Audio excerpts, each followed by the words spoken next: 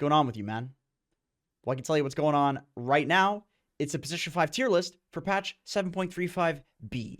Let's get into it, starting with the dogshit tier or the grief your team tier. And we will begin with Dazzle, the hero that went from a 56% win rate picked in every single game in every single position to very bad win rate and very bad pick rate because of a few reasons. Number one, his Q is now deniable. They took the deniability off of Doom, which made Doom broken instead of and then they put it on Dazzle's Q, which made Dazzle instead of broken. They flipped the places of these heroes. You can just deny somebody in lane with Dazzle's best laning ability and deny all of that gold and XP. It's not very good. And then the second reason why Dazzle is bad is because they made it so that his ultimate no longer affects the cooldown of items. And even in a support position, Dazzle was still getting Glimmer Cape and Force Staff and these items where reducing the cooldown of them was very significant. You are still getting these items and you are not going to be reducing the cooldown of them. So he needs a lot of buffs, otherwise he's going to be quite bad. Silencer. So there's been the odd patch where this hero is strong because of something other than global silence. Like, for example, recently, he was strong because Arcane Curse did a shitload of damage. They had a talent on it as well that did a shitload of damage. All of that got nerfed.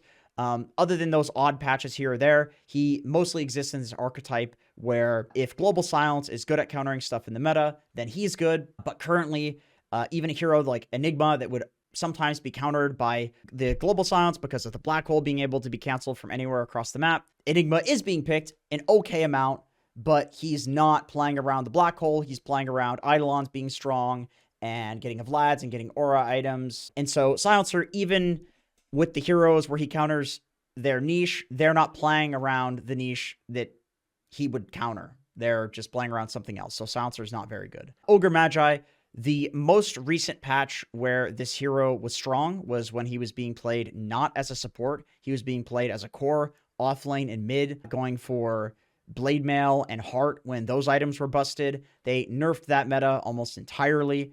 And so Ogre has fallen off and not really recovered in any position, including 5, which he was bad at on that patch. He just doesn't do very much in the lane. He just doesn't do very much in the game compared to a lot of these other broken 5 positions and 4 positions as well, which can be played as 5. Okay, hopping into the D tier, we will start with Snapfire. She's actually a fairly complicated one because recently she did get buffs. Her ult got a little bit more damage, and her little shredder got a little bit more damage. I would say with regards to Snapfire, she falls victim to her laning doesn't feel that great. She can run in and feed a lot of the popular offlane duos right now.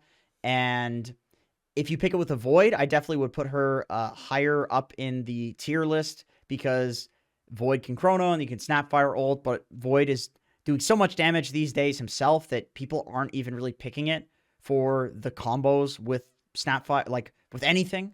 People are not picking like Invoker Void to do the Cataclysm. Void just does all the damage himself because he gets the chrono attack speed talent and stuff like that. So Snapfire doesn't really feel like she has much of a niche. And so most people are playing it around going like Diffusal Blade and playing with Little Shredder and the buffs to that. And then eventually playing with like the 20 talent, the 25 talent. So it feels like she's more of a core in people's mind right now and not so much as a support. Ancient Apparition.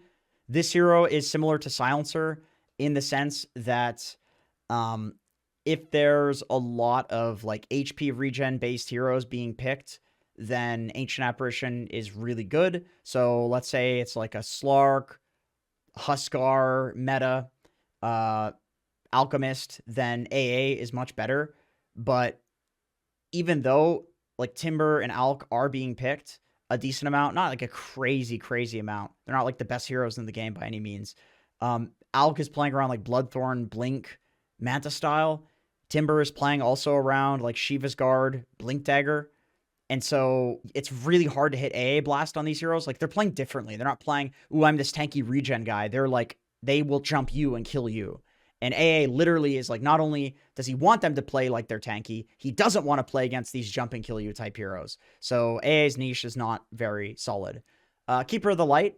I think this is more of a core hero ever since they changed Chakra to be more effective on yourself. He's been played fairly successfully as like a mid lane core. And even as a 4 position, you're a lot better at playing around yourself. If there were better Caudle combos in the safe lane, then he'd probably be played as a 5 a decent amount because he's actually a pretty good hero. Like, let's say Bristle was a strong carry or PL was a strong carry, but they're not.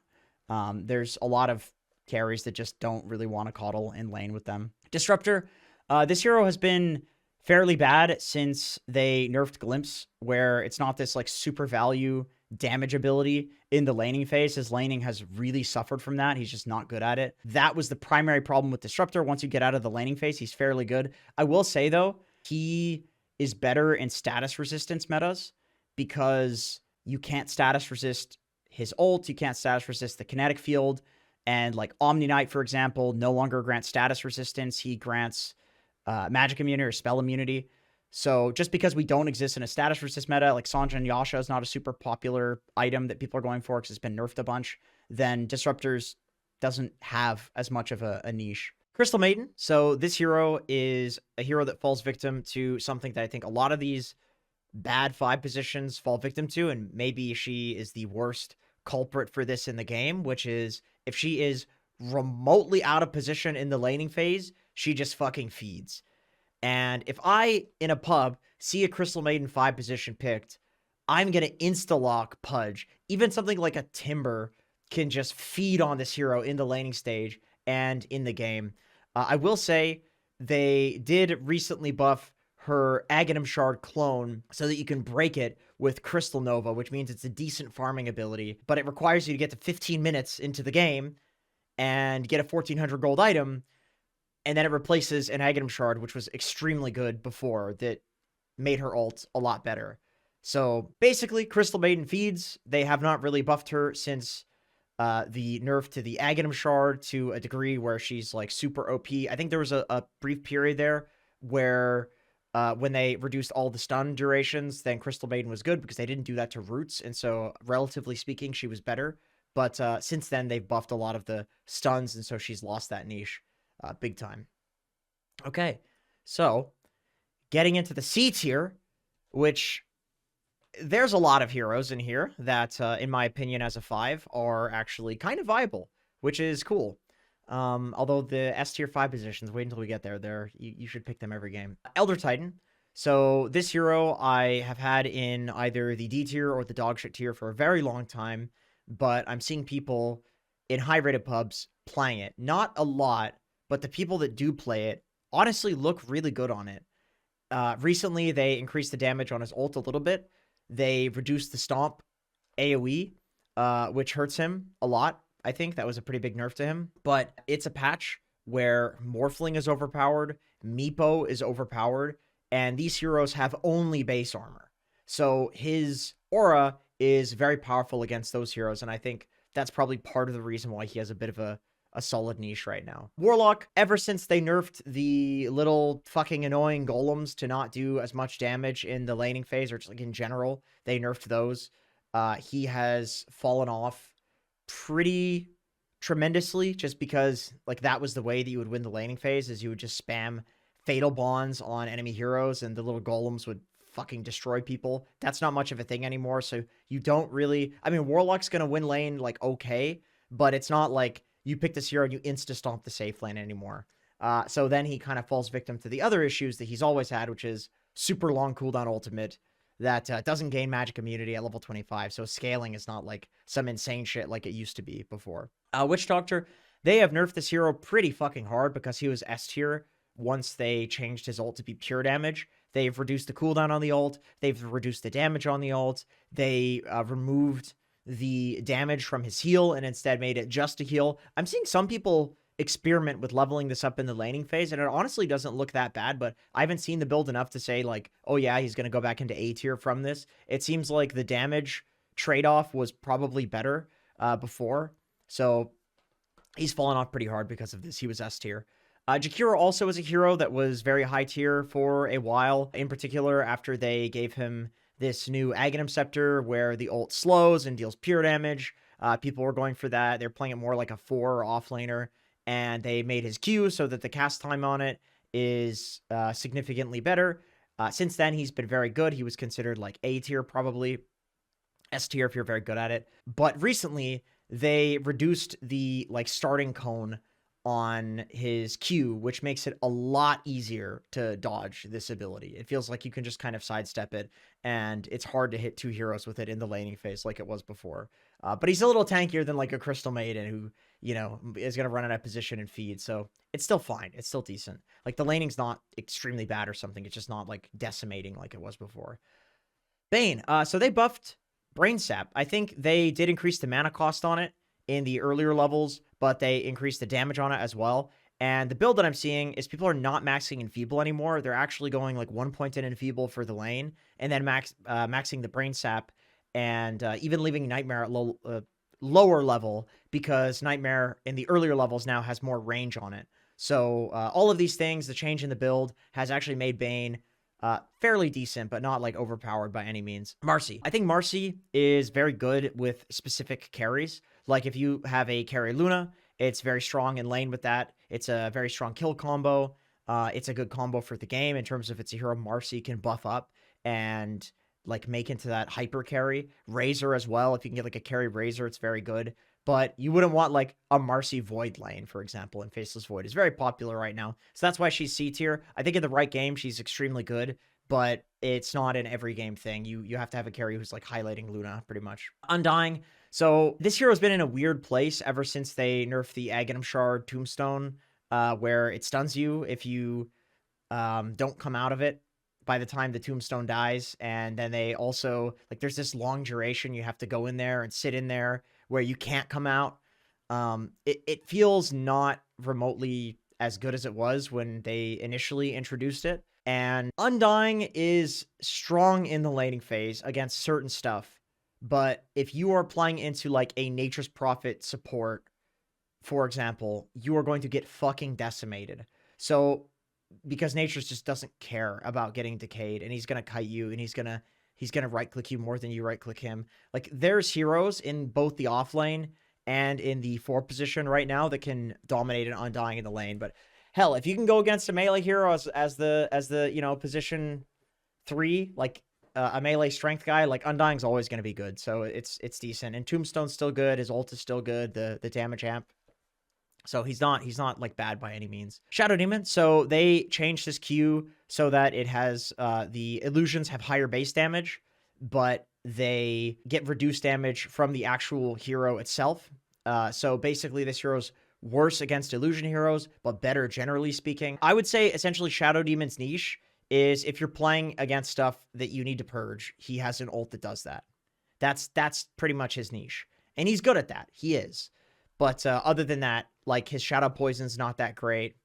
His Dissimulate, or whatever it's called, Disseminate, whatever the fuck.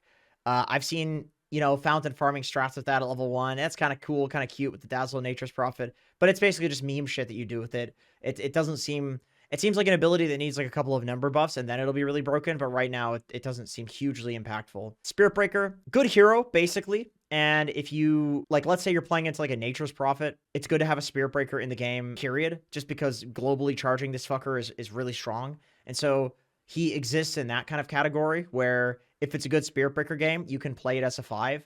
But I wouldn't say like, oh, Spirit Breaker's best role is 5. Like, his best role is off lane right now. And then probably second best role is 4. Shadow Shaman. I think ever since they buffed his W so that it gives damage amplification, and then it's actually a good stun duration at level 1, and then they buffed it again, giving it, I think, 5% more damage amp. He's been good. His Shackles heals him as well. The thing is, like, he's got high mana costs. He wants a lot of levels. He wants levels in all of his abilities. They're all good to level up. So it's a little weird. He's good with items. So he's probably more of a 4.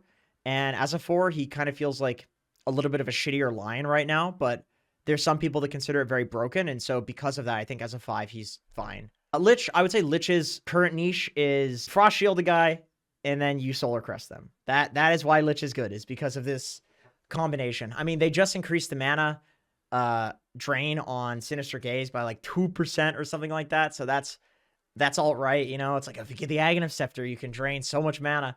It's not really hugely impactful. Nothing really is. I would say, like, Lich was picked a lot against Terrorblade, for example, because there's no way for this hero to purge the Frost Shield, and now with the Solar Crest, it's even better. So it's like, if those heroes are picked where you counter their physical damage, then Lich is very solid.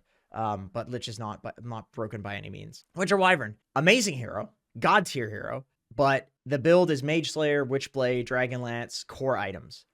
As a support, it's just all right. It's not like there's Necrobook. It's not a Necrobook meta. There is no Necrobook. It's not like a Lycan meta. It's not a Helm Dom meta where you're countering these summons and countering the physical damage with her Cold Embrace. Wyvern is only a decent 5 position because if you get a couple of kills, you can scale with the Mage Slayer and become a core. But I would so much rather this hero be just a core, like even a fucking carry.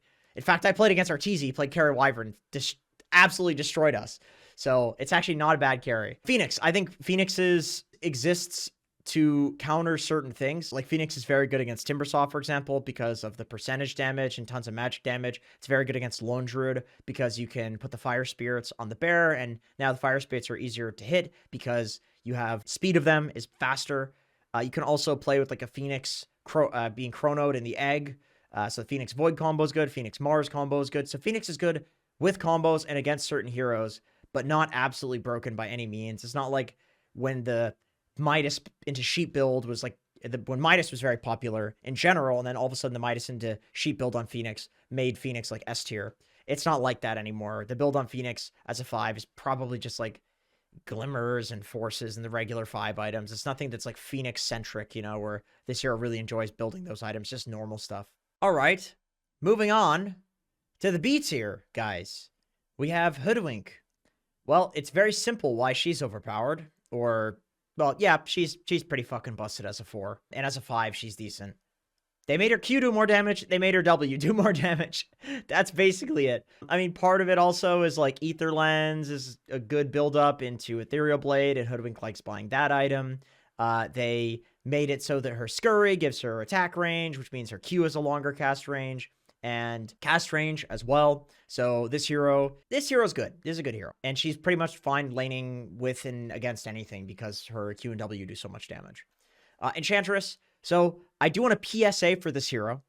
I think this is a very fucking hard hero to play. In fact, both Aoi and LOA, SVG, Avery, whatever the fuck he goes by these days, separately told me that if I want to learn 5 position, Enchantress is the hero to learn, because if you are good at it, you will snowball harder than any other 5 in the game, because she has the strongest potential like first 15 minutes of the game, but she also falls off harder than any other 5 position in the game.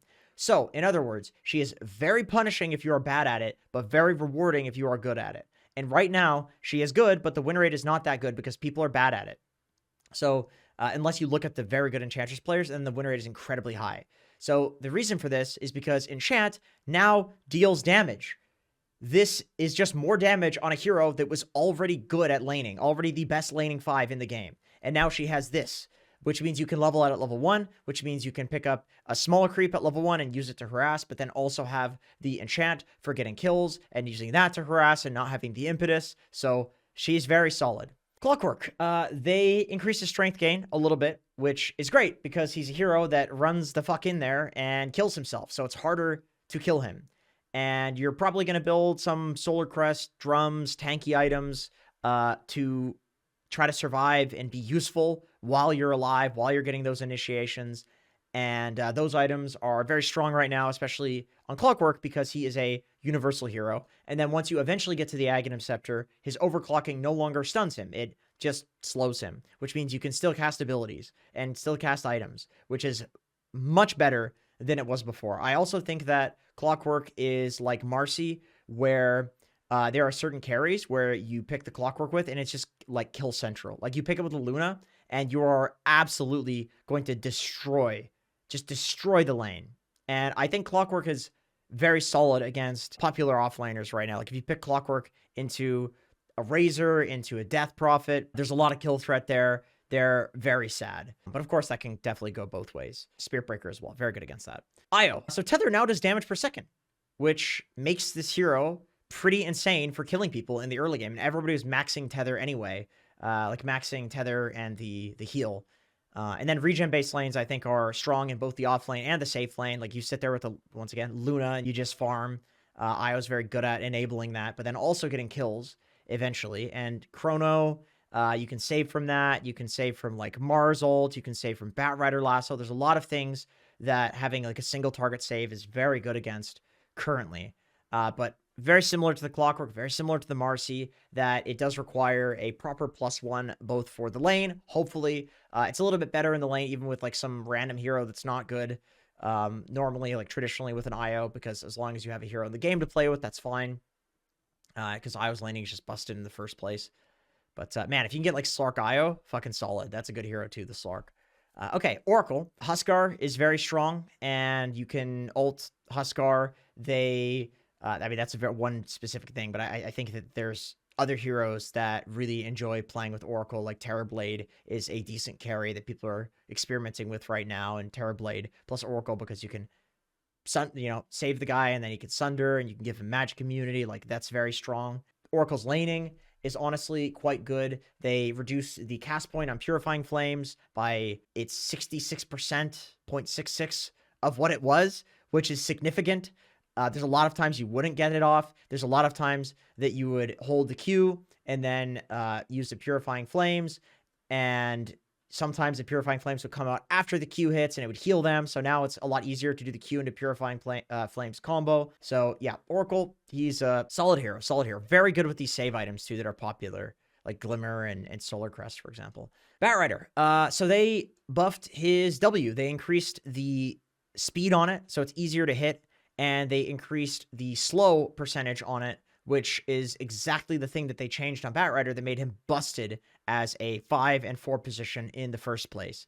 And as a 5, there are a decent amount of carries that would like to just fuck off and go jungle, like Meepo, for example, and leaving a Batrider some lane where you can just cut the wave, drag to jungle camps. Like, you're eventually going to get a Blink Dagger, eventually going to get a 4-staff drums, that sort of thing, which is what the good items are on Bat. Even if you were to play core, you'd probably go for that, just because the Blink Lasso initiation stuff is very strong, and that's exactly how he wants to play as a 5 position. It's similar to Clockwork in the sense that it's quite suicidal in terms of you just jump in, you press your stuff, you probably die, but you're going to get a good initiation. I will say, though, Batrider is very similar to Enchantress in the sense that you have to be a Batrider player to make this hero good. I wouldn't just say, like, oh yeah, go learn Batrider if you want to be a good 5. Like, by the time you learn it, it's not going to be a good 5 anymore. But if you're a Batrider player, you can absolutely play it right now as a 5. But the win rate is very, depending on the player, it's very high or very low, just like Enchantress. Moving on to the A tier, the real fucking busted ones. We have Chen. So this boy, his Q gives him attack range. It gives attack range to his creeps, which is unbelievably fucking annoying in the laning phase and also just in the game. Like, I feel like his army just destroys me these days. Mech is good. Chen loves building mech. Solar is good. Chen loves building solar. He is a strong laning hero with an ability that gives him attack range when he already has great attack range as a universal hero. So you just get poked by this fucker at level 1 and you're so sad you don't know what to do. And his E now puts a shit ton of armor on somebody and makes them basically unkillable at level 1. This ability needs to be rescaled. The level 1 is way too strong on it. People are going to discover that very soon. I would say both Chen and Enchantress are actually 1 tier higher if you're a very high MMR player, because they're absolutely busted if you have good teammates that are going to play with the advantage that these heroes can give them. Like, on average, I would say they go down a tier, but they're still very good. But if you're really good at them, they also go up a tier at that point too, just because they're fucking busted. Pugna, still absolutely being picked despite nerfs to pretty much all of his stuff. Netherward, I think, is the most recent thing that got nerfed. The uptime on it is less, but people are still going Glimmer. They're still maxing the Q, hitting towers. Blood Grenade plus Pugna spamming his Q in the laning phase is like a guaranteed lane win, eventual kills, at the very least harassing the enemy team out, the enemy lane out. People are going Glimmer Cape, Ether Lens. It's the same old Pugna shit. It's still good. He still saves people. There's no downside to pressing his W on teammates other than disarming them. But if you're saving them, you can like use it to heal them a shitload. He's a very strong healer.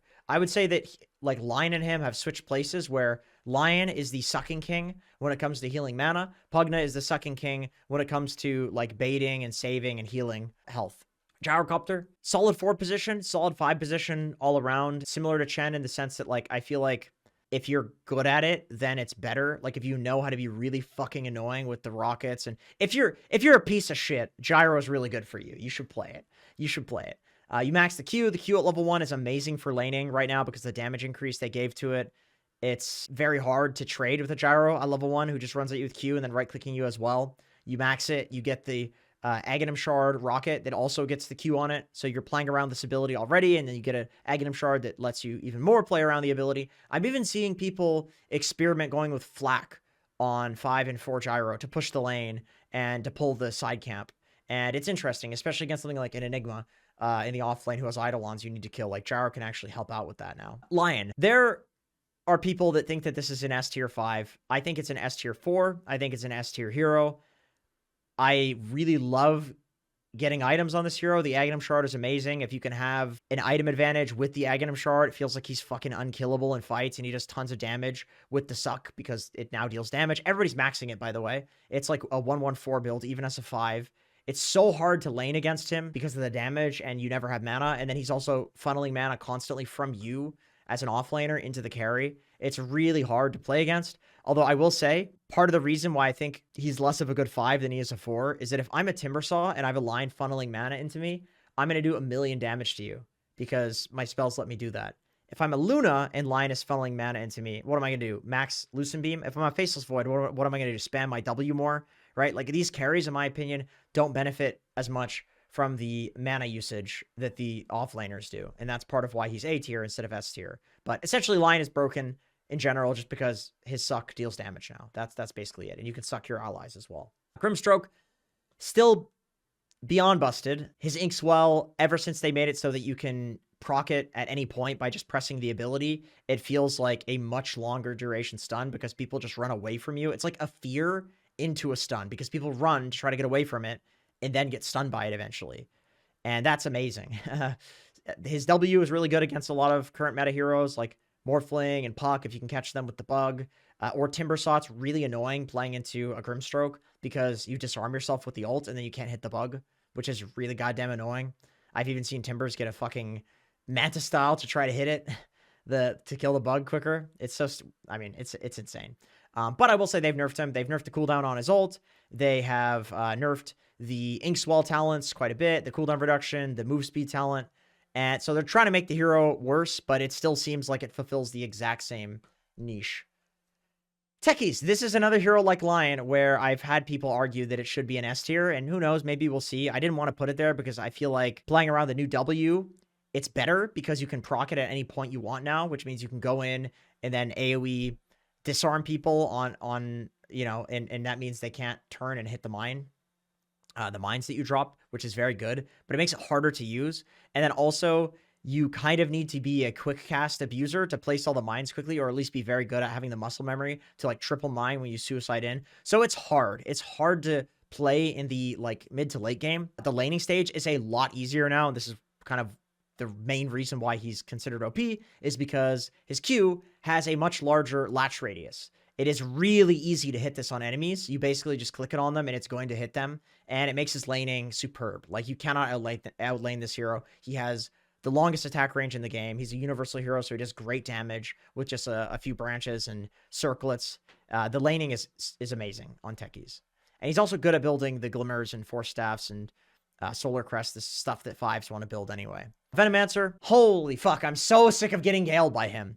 It is one of the most annoying fives to play against with the current offlaners. Maybe like Timber is one fine hero against it. But man, if I'm Spirit Breaker and he gales me or he gales my support, I can't do shit, man. I just gotta hope to hell I can get the deny off on the Gale plus Blood Grenade combo. He does so much damage, so much harass, guaranteed lane win. Eventually, when the carry leaves to jungle, Venomancer can take the lane with wards, jungle the nearby camps with wards. He loves building these support and aura items. Even like a Vlad's mech on him would be good. Glimmer Force, all good on Veno. Like he's such a bitch support, takes an area of the map sort of hero, wants carries to leave the lane. All of these things that I'm mentioning are good already, and Veno loves all of them. Finally, ladies and gentlemen, we're going to get to the most important tier, and that is the good if you hit your first 5 hooks tier.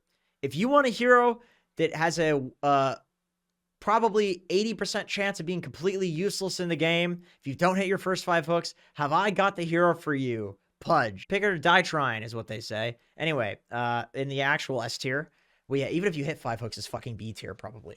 In the actual S tier, we have Treant Protector. This hero just doesn't seem like it can go anywhere. They nerfed his living armor a little bit, the heal per second on it. They nerfed the Aghanim Shard move speed a little bit. None of it matters. None of it matters. Everybody is now maxing the W and the Q and not even going living armor. And it turns out, ladies and gentlemen, that shit was busted in the first place. He's so good at ganking. He's so good at fighting. He's so good at running around, putting wards down, being invisible, being an absolute menace on the map. These BKB heroes, you know, Pango, Lifestealer, Luna, when she gets a BKB, even with a fucking Manta style, you should wait till she uses it and wait till she BKBs, which she's going to do in the fight anyway, because she has to. You can press the Treant ulti and absolutely devastate people. Tree's just still busted. Oh my god, I'm so sick of it. I'm so sick of laning against it. It's like half the reason Timber is good is because the 2 tree guys are S tier as 5s. I'm so sick of it. Anyway, speaking of the next tree guy, Nature's Prophet. Well, his Q is still insanely strong. Everybody's getting Aghanim Shard and Spirit Vessel right now, and then just triple actually damage over timing people between the Q, the Aghanim Shard, and the Spirit Vessel, and it does a ton of damage. It's really good at scouting out heroes that are like hiding in trees, which there's a ton of. People are going for W level 1, TPing in, putting wards down, sniping couriers, kind of playing like the map game, which you're Nature's Prophet, so god damn it, you should be doing that anyway, and people just weren't because he was so busted before, you didn't have to. Now people are. People have gotten better at this hero. So he's still very strong, and he can build any item in the game, and it's an item patch. They just buffed a bunch of items. So you can go Orchid as a 5. Lots of people are doing that. I'm seeing Atos as well. These are good things that you can do. Solar Crest as well is good. Vengeful Spirit. So somehow they managed to make this hero even more busted than she was before. So Vlad's is a good item. Vlad's is great on Venge. Not that you even necessarily want to go for it as a 5 position. The main reason that she's very strong right now is because her swap does a shitload of damage now, and it puts a shield on people if you swap them. It protects you so that you can blink now because it's not damage reduction, which is super impactful. It protects from something like Ancient Apparition Ice Blast because it puts this shield, which is going to take, the damage instead of just the damage being reduced. The shield somehow seems better than the damage reduction, which I feel like they were intending for that to be a nerf. And people are fucking unkillable when she uses it. And she gets a shield too. So she also feels unkillable when she gets in there. It's like such a commitment to kill her, especially if you double shield with the Solar Crest and then the Venge swap. It's so annoying to try to kill somebody against this hero. And then you have to kill her, but then she swaps somebody in and shields herself. Anyway, it's nuts. She's so powerful. And her laning is good. Her W reduces damage. It's low mana cost. It does good damage. It does minus armor. Her stun is low cooldown, good damage, long duration now, at least in terms of a spammable ability. Vengeful Spirit is amazing. Anyway, hello, skippers, to the end.